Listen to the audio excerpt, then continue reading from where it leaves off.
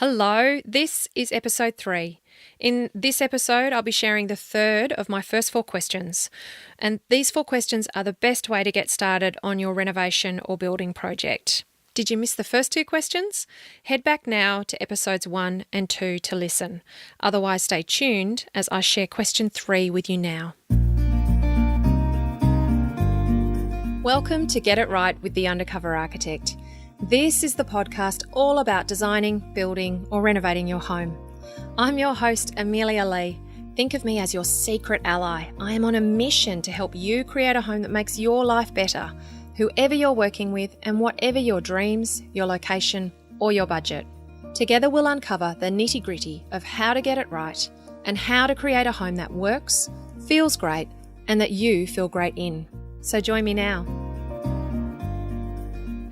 In the last financial year, 2015 to 2016, Australians spent a record $7.7 billion on home renovations, according to the latest Australian Bureau of Statistics figures. That's over $150 million a week. Let me just let that sink in a little bit.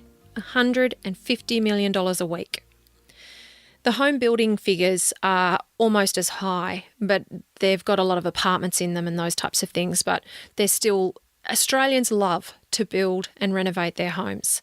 And they're really big figures, aren't they? You know, that's you and me investing our mortgages and our hard-earned savings into creating or changing our homes and designing the lifestyles that we wish to live in them and outside of them.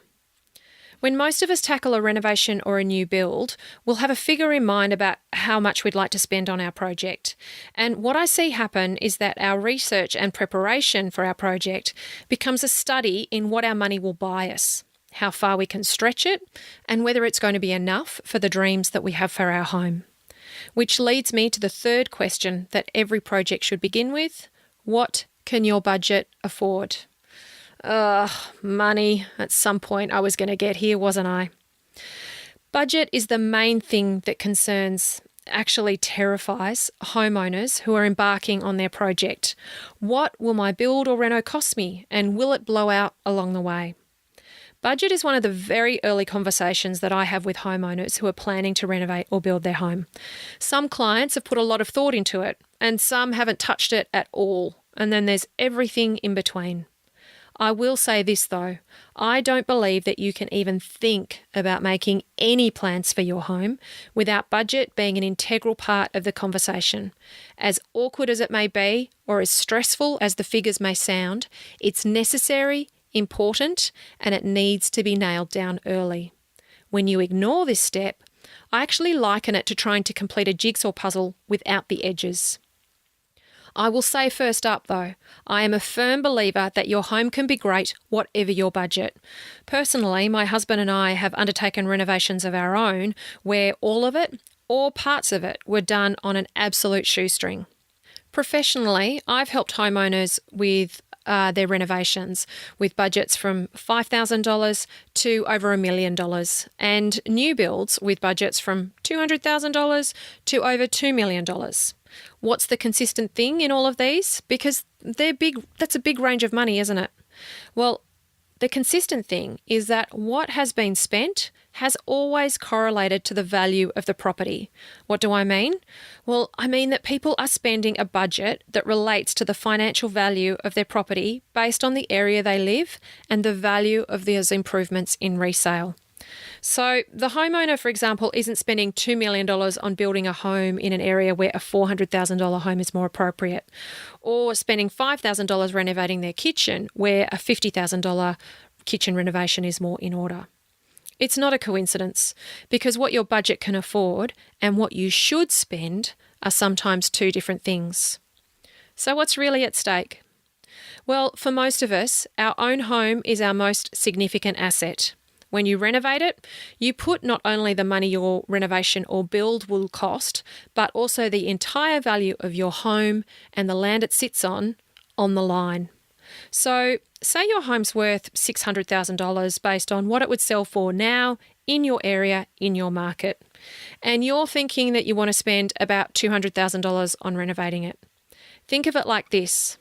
What you're actually doing is you're waging a $600,000 bet that this $200,000 renovation will pay dividends, financial dividends and lifestyle dividends. You're putting not only your renovation budget of $200,000 on the line, but also the existing value of the home. So what's at stake is actually that total amount, $600,000 plus $200,000, which of course adds up to $800,000. That's what's at stake. That's what's on the line. The same goes for building. You add the land purchase price or the land value with the home construction cost. And that's the total amount that you're betting on getting this right. Now, if someone handed you a pile of $800,000 and said, invest this, what professional advice would you seek out? What would it be worth to you to get it right? How much research would you do to make the right investment with that money? And what returns would you expect for your investment? What effort would you go to make sure that you could trust whoever you were handing that $800,000 to? And how hard would you look for the right person and the right solution? How much consideration would you give it? I find a lot of homeowners don't get this. They're seeking to make changes to their home or to create a new one, to design the lifestyle that they wish to have in it, and they're working out how far they can stretch their funds in order to cover it.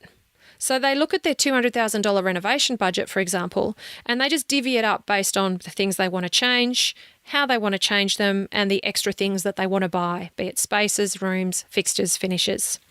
However, what's dangerous here is that I have seen homeowners spend their budget on items and changes that actually diminish the overall value of their home or make it less appealing for resale in their area.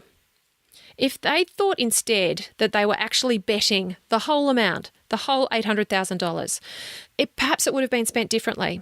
Perhaps it would have been spent on getting professional advice as to where the money could best be invested and how to get bang for buck. So, what will it cost you to renovate or build your home? This requires consideration of a few things, so let's go through them. Firstly, there's the area that you live in. One thing that will impact the cost of building or renovating your home is access to trade, materials, and supplies. The internet has made the world a lot smaller, and I personally have ordered a few products for building and renovating online for our own projects. But it's not possible everywhere, and it's not possible for everything. The area that you live in will also generally have a certain type of housing style, which then can also impact your costs. So brick and stone buildings in very established suburbs, for example, with a strong historical value, they'll generally be more expensive to renovate. New subdivisions where many homes are being built at once, they'll often be more economical.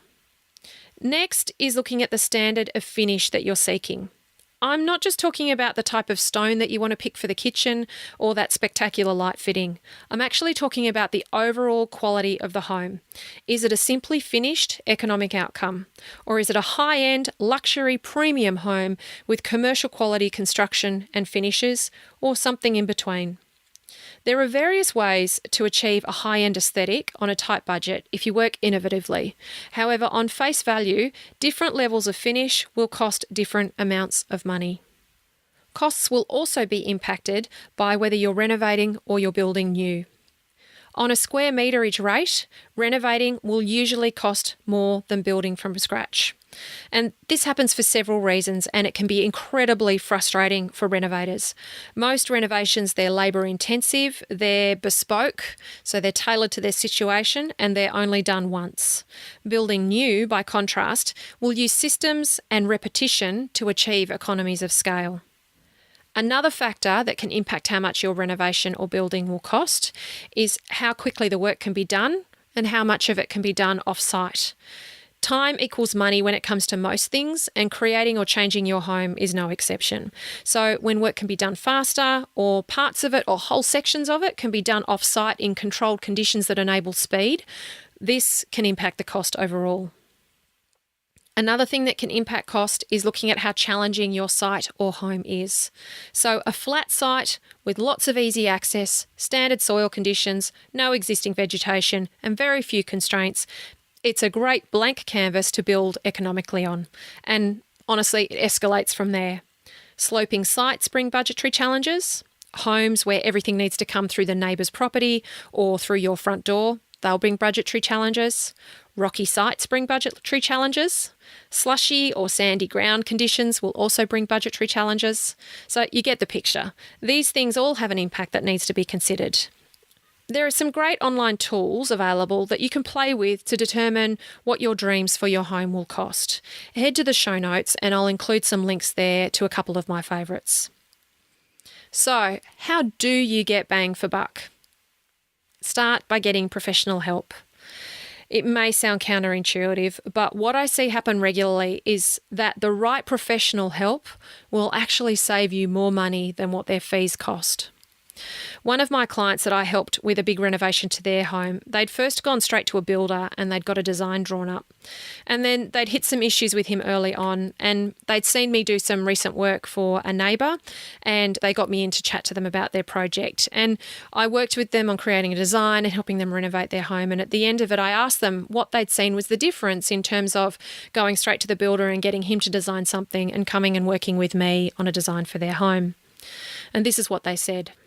The design the builder drew was almost exactly the plan that we already gave him as a starting point, with one exception being the stair location. And honestly, it was a complete waste of our time. By contrast, the plans that we got from you were a product of thought and consideration. When they're saying you, they mean me, Amelia. You listened to us, and despite the fact that we had been through many iterations of our design before we engaged you, at least 2 of the 3 options you gave us were quite different to our existing proposed design. Those 2 were our preferred options, and as you know, we settled on one of them for further development. We're still very happy with our decision about the plan and can't think of anything about the design that we wish we'd done differently. In the end, we paid about what the quote from the initial builder was for the whole construction project, but we've ended up with far more for our money. A home which really suits us and the things that we like to do. And I don't doubt also that had we proceeded with the initial builder's plan, we would have spent significantly more than his quote for significantly less quality in design. So they said this about working with a builder versus working with me as a designer. And this, for me, was the real key point in everything that they said. They said, it costs the same to build a wall, whether it's in the right place or the wrong place. I love that last statement. What a great way to think about how you spend your budget. You, of course, want to spend your budget on putting the walls in the right place. So what tools, information, and help do you need about how to spend your budget on putting the walls in the right place? My next tip for you in terms of getting bang for buck is to take your time in preparing. In my own renovations that I did with my hubby, we saved the most money when we really took our time in the lead up to the renovation project. You know, this was the time where we researched and we hunted down supplies, products and materials. We shopped around, we sought multiple quotes for things, we tested costs and we looked for bargains. We even stockpiled materials or products when we knew it was worthwhile. And in fact, with Masters closing down right now, it's taking all of our personal willpower to not stock up on future projects that we really haven't mapped out yet. My husband calls me from Masters and he says, it's down 50%. Do we need it? And I'm like, for what? So, remember this though, whilst everything is on paper, when it's just lines on a page, it's really inexpensive to change. So by researching the costs at this point, if things need to be changed or you need to make savings, or you want to accommodate a bargain item that you've found, then you can, because it's still lines on a page. Once things are happening on site, once you've got builders in place and tradespeople in place, it is very rare that any change will save you money. At most, it will break even, and more often than not, it will end up costing you more in time and more in money. Another tip I have for getting bang for buck is to be aware of the costs in the things that you don't see. I worked at Mirvac for a long time as a member of their senior design team, and Mirvac, when I was there, was one of Australia's leading development companies. When I worked there, we spent months getting the projects right. So balancing the design outcome with the construction cost and the result for the future owners that would be buying the property. As you get to the pointy end of hitting go on a project, you would start tweaking and changing things to meet the budget and to save money. So we'd be looking at tile choices, stone choices, all the fixtures and fittings, and hours would be spent on reselections, finding a less expensive option. Because frankly, when you're buying a few hundred toilets, the savings do add up. However, time and time again, it was such small amounts of money. Do you know why? Because all of those fixtures, finishes and fittings, they only comprised about 10 to 15% of the overall construction budget for the project. So yes, we were saving money, but only with a really small portion of the overall construction costs. So the overall impact on the project actually wasn't as significant as we would have liked for all the effort we were putting into it. What did make a difference? It was when we looked at the hidden things, the structure, the amount of concrete, the use of steel, the amount of excavation and retaining. So even though I'm talking about multi-storey apartment buildings here, the same philosophy applies to individual homes and renovations. When you're renovating or building, be very wary of the money that you're spending on the things that you don't see. The steelwork that might be required to span and brace those big open plan areas. The excavation to give you that extra space under the house. The retaining that you're doing to level out your garden or to build your home on one level. It can all add up very quickly and take big chunks of your budget. Weigh it up and check whether the cost that you're spending on it equals the value that you're adding to your home. So, back to my question, what can your budget afford? This is my advice. Set a budget early on. Of course, it will not be perfect or fixed, but don't let this stop you. Start crunching the numbers and determining rough estimates for your plans. Then you can finesse and firm up as you progress along your journey. Your budget is actually what is enabling you to undertake this project. Many homeowners see it as a limiter because it never feels like enough to do all the things that they want to do. And this may sound a little woo-woo, but if you see your budget as a limiter, you'll be fighting it every step of the way. Instead, think of it as the tool, the facilitator of your reno or build. It is fantastic that you can access these funds to create a home for your family. Don't be scared to talk about it and to keep tracking it the whole way through. Educate yourself on what things cost, how to stretch your budget, how to get bang for your buck, and empower yourself to invest it well. So that's our third question done and dusted. How are you finding the questions so far? I really hope that they're giving you clarity on these first important steps for your project and providing you with a framework for the choices ahead. So we've looked at now question 1, what would you like to do? Question 2, what are you allowed to do? And question 3, what can your budget afford? Remember to head to the show notes for this episode. I've got some helpful and recommended links there to help you more with setting your budget and with finding some tools online that can help you set a construction budget and track it as well. Now, in the next episode, we'll be exploring the fourth question, which is what do you and your family actually need from your home now and into the future? It may sound like a repeat of the first question, what would you like to do? But it's actually quite different. You can head to episode 4 and listen now. Thank you so much for joining me here at Get It Right with Undercover Architect. Now, if you've enjoyed listening, please head to iTunes, subscribe and leave a review.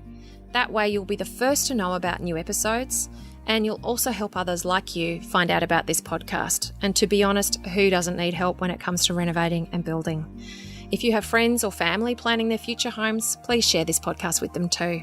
Remember to head to the Undercover Architect website at www.undercoverarchitect.com. There you can see more information on podcast topics, and you can learn lots more about how to get it right. You can also access downloadable freebies, plus learn more about my online program and one-to-one services. This has been Amelia Lee, the Undercover Architect. Thank you so much for tuning in and for letting me be your secret ally. Looking forward to next time. Bye.